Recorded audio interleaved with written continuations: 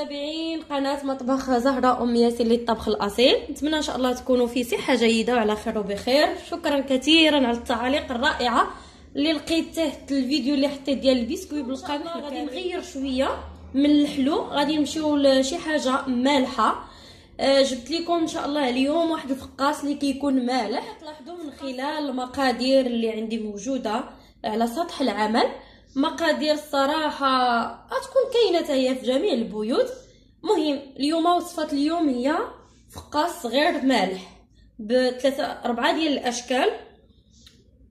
المهم ندوزو على تقديم مقادير ديال هذا الفقاس المالح اللي على 4 ديال الاشكال، واحد بالزعتر، واحد بلا موتزاريل، واحد بالهريسه ايحار، واحد بالبيستاج وشويه ديال اللوز. كما كتلاحظوا معايا انا تقريبا دايره 500 غرام ديال الدقيق. هنا عندي معلقه ديال لاموطارد، عندي معلقه ديال الحليب المجفف، عندي تقريبا 100 غرام ديال الزبده، عندي جوج ديال الفرماجات، القليل من الملحه، نتوما الملحه على حسب الذوق ديالكم، عندي خماره وحده، كاس ديال الحليب. الا ما كفانيش باش نجمع الخليط غادي نزيد هذا الكاس ديال الماء، عندي تما القليل ديال البيستاج كما كتلاحظوا معايا، وشويه ديال اللوز اللي كيكون تا هو مقلي. ان شاء الله غادي محمر ماشي مقلي، محمر، غادي نطحنو وغادي ندير به واحد الشكل ديال الفقاس. عندي هنا الهريسه وشويه ديال الحار وشويه ديال راس الحانوت، عندي هنا خلاص لا موتزاريل كما كتلاحظوا،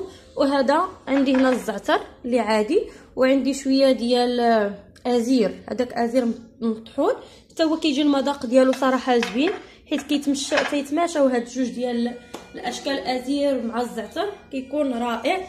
ديال الزيتون كحل ما بغيتش نديرو، ان شاء الله مره اخرى غادي ندير لكم طريقه ديال الخبز الكامل بزيت الزيتون وبالزيتون وبالكمون. صراحه واحد الخبز كنديرو فيه بزاف ديال الاشياء كيجي رائع للفطور.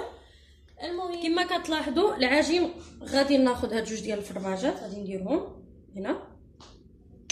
انا ما درتش حتى شي ضامات البنه لانني ما كنستعملهمش ابدا، كناخذهمش كاع. هذا لاموطارد هو اللي غادي يبنن هاد الشيء. كما كتلاحظوا ان العجين غادي يكون محايد، اي لونه ابيض ما فيه حتى شي لون، باش حنا ندخلوا فيه الاشياء اللي بغينا. غادي ندير هذه الكميه ديال الملحه، غادي نزيد الخماره،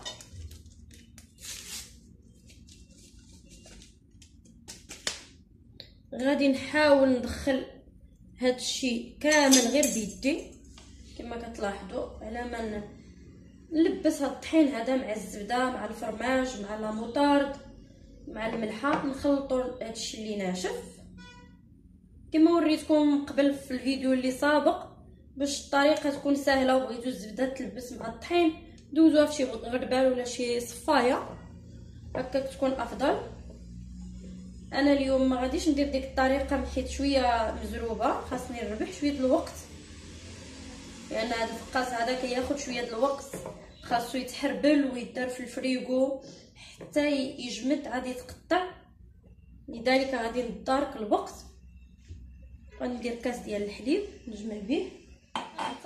كنعتذر لانني تقطع ليا واحد المقطع فاش كنت كنخلط العجين بالماء، لان الكاس ديال الحليب راه ما كفانيش، خلطتها بالماء ودلكتها عادي جمعتها كتجي على هذا الشكل هذا. كما كتلاحظوا معايا ان العجينه لينه ماشي قاصحه بزاف كما كتشوفوا. خليتها ترتاح، دابا راه ارتاحت تقريبا 5 دقائق على ما غسلت يدي وديك الشيء ارتاحت. وغادي نوريكم الطريقه، غادي نقطعها على 3، ناخذ القليل من الدقيق ندير رش الدقيق بحال هذا الشكل، غنقطعها انا على 4 لان كما كتلاحظوا معايا عندي 4 ديال الاشكال، اي غادي نقطعها على 4. غادي نجمعهم بسرعه باش ما يجينيش الفيديو طويل، وغادي نخليهم يرتاحوا مره ثانيه كما كتلاحظوا.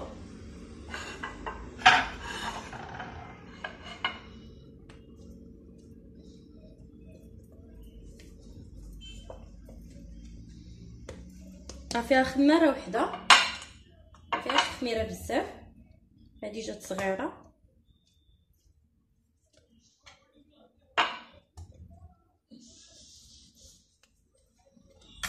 خليهم يرتاحوا شويه وغادي نطلقهم ونرجع لكم باش نوريكم الشكل. معايا انني طلقت بسطت العجين على هذا السمك هذا، راه دغيا كيتبسط. دابا غادي ندوزو للشكل الاول اللي غادي نخدمو جميع. ناخذ واحد المعلقه وندير الهريسه.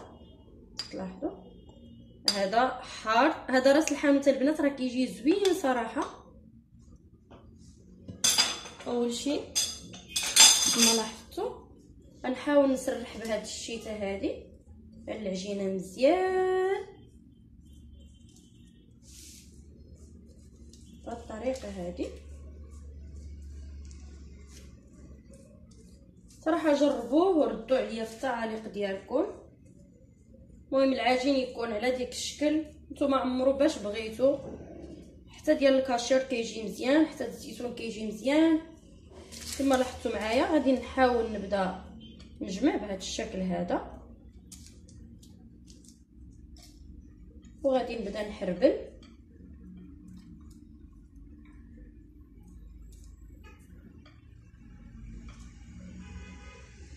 نتوما ديك على حسب الغلط اللي بغيتو. انا بركه هنا غادي نخرج جوج نقطع، كنحاول نكحز هاد العجين. هذيك الثانيه غادي ندير به وحده اخرى الثانيه، وهذا هو الطريقه ديالو. غادي نجمعو بهاد الطريقه هذه يجي بحال هذا الشكل. وهذا العجين الثاني اللي غادي نصوبه بالزعتر وازير، ولكن غادي نزيد عليه واحد الاضافه هي زيت الزيتون اللي كتكون عندي من السما كما لاحظتوا. هاد زيت الزيتون ندير على العجين شويه منها، نسرحها هكا بالشيته بهاد الطريقه هذه.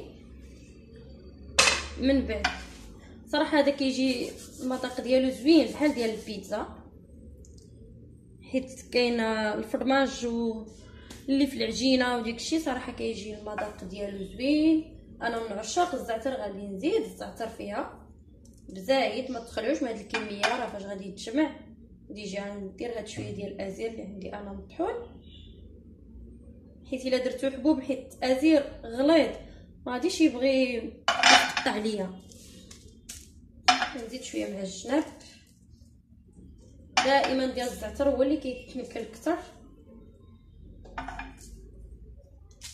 غادي نحاول نجمع، نزيد هنا في الجناب نحاول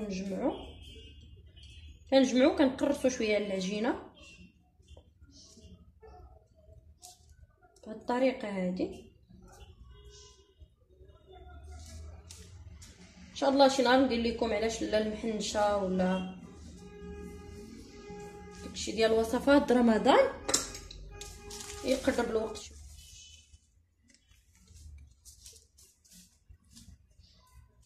فاش كنحطوهم على ديك الجهه اللي جمعنا فيها.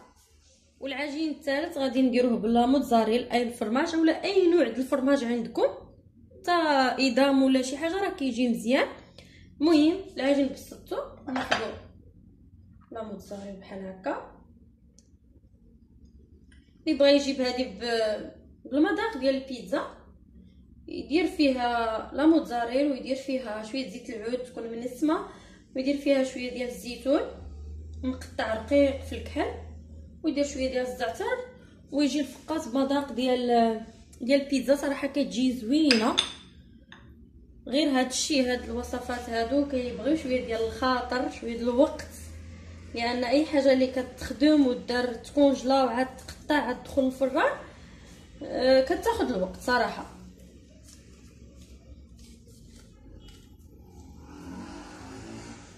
هنا ما غاديش نديرو كبير انا هذا باش يجي متميز على الاخرين. هاد العجين هذه غادي نخرج منها 3 ديال الحرابل، نحاول نقطع ونبرك على التقطيعه لان العجين عندي متماسك. صافي نكمل هذا اخر عجين الجزء الرابع. صراحه ما قديتش انني ما نصوروش، ضروري نصورو، بديت الفيديو نكملو. المهم هذا هو اللوز اللي كان عندي وديك البيستاج، وزدت عليه واحد القليل ديال الجنجلان اللي تا هو محمر. صراحه هذا راه كيجي رائع البنات، والله كيجي رائع بزاف، لان عن تجربه. هذه وصفتي الخاصه بغيت نشاركها معكم. المهم كناخذوا هكا كندردرو، راه غير هذا القليل وراه غادي حتى كميه كثيره، فهمتوا؟ انا راه درت اللوز بزايد والبيستاج، صراحه كان خاصني ندير غير شويه، ولكن راه مازال عندي واحد العجين اخر غنكمل به، فهمتوا؟ واخا يكون عندكم غير شويه ديال الجنجلان وشويه ديال البيستاج وشويه ديال اللوز وطحنوا، غادي يعطي كميه بزايد. صافي غادي نبدا نجمع بالطريقه اللي وريتكم في البدايه، نجمعوا حريبلات ونقطعوا، وبعد التقطاع غادي ندخلو للفريغو يجمد مزيان. البنات هذا هو الفقاس كيفاش قطعته. المهم جمد واحد شويه، ما جمدش بزايد. فاش غادي يجمد لكم بزاف البنات راه غادي يتهرس، لذلك غير شويه على ما يشد راسو قطعوه على هذا الشكل هذا، وغادي ندخلو الفران اللي راه ديجا راه شاعله كيسخن، غادي يطيب من تحت ومن الفوق ونقدموا لكم.